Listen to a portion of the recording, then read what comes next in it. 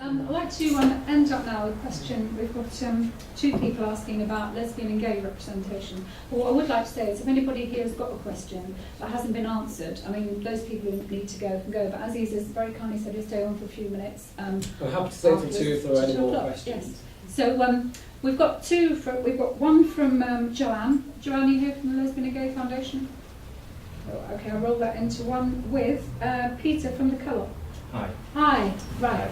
I'll just explain my role. Actually, the cooperative group, obviously a big employer in Manchester and the North West, if not nationwide. My voluntary role is actually community coordinator for our LGBT network, which is called Respect. So my question, not surprisingly, takes a LGBT theme, and it's really asking what's the BBC's strategy for representation and inclusion of the LGBT people, both in society as a whole, but also in the private and public sector, and also as an employer, what are your policies towards these type of people? That's quite a lot of questions there. Let me take representation first. Representation-wise, the BBC did a big survey, which some of you may have heard about, and actually Stonewall did the survey earlier in the year as well, which wasn't too complimentary about the BBC. The Stonewall survey wasn't too complimentary. The BBC survey was actually, it was all right, but it had quite a lot of questions about BBC representation of gays and lesbians. And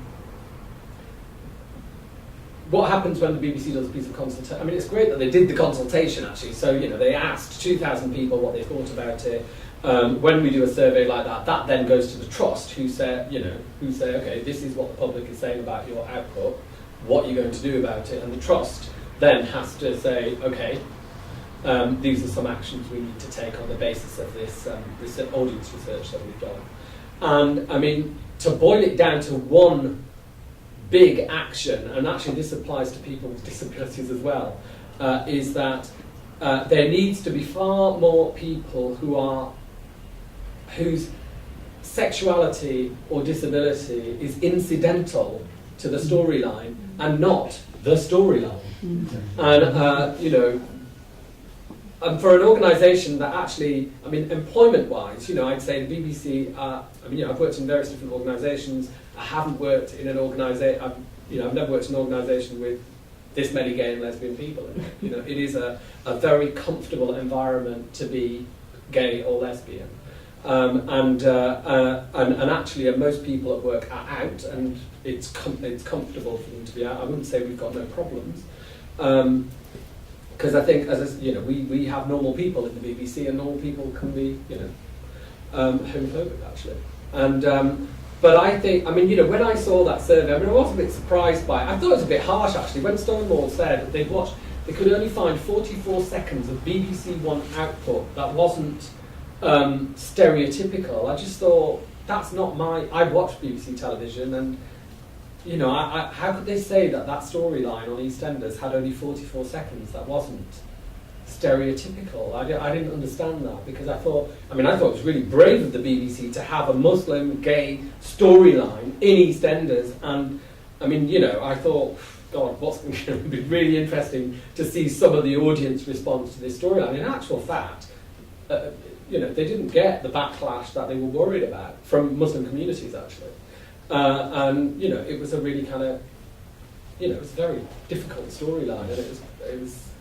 I thought they did it quite well, actually. I don't watch EastEnders every week, but I tuned in and someone said, "Go watch the New Year episode; it's amazing." And I didn't think, "Oh, that's really stereotypical and that's really unrepresentative." I thought it felt quite real, personally speaking.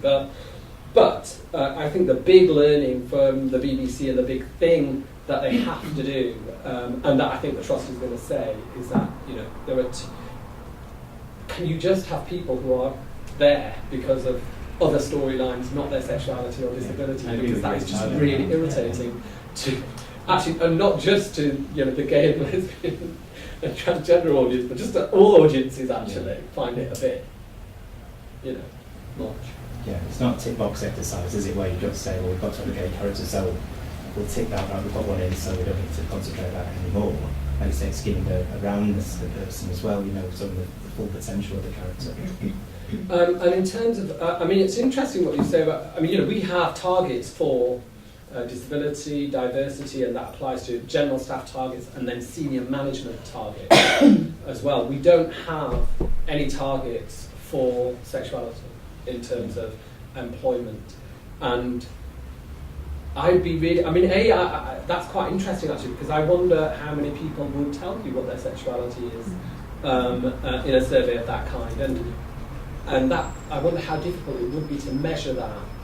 But my sense of the BBC as an organisation, my personal sense, and you know, I have a lot of, I'm gay and I have a lot of gay friends who work in the BBC, and my sense of it is that it feels like quite a comfortable place to work, you know, whatever your sexuality, it feels like it. Yeah. We just introduced a question into our voice, the voice survey that's done of our staff.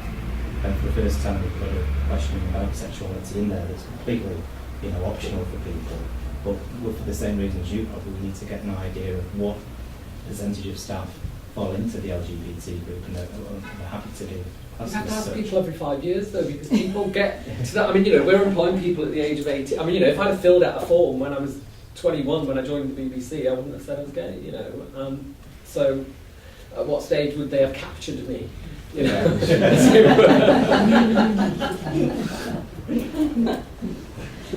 Just, yeah.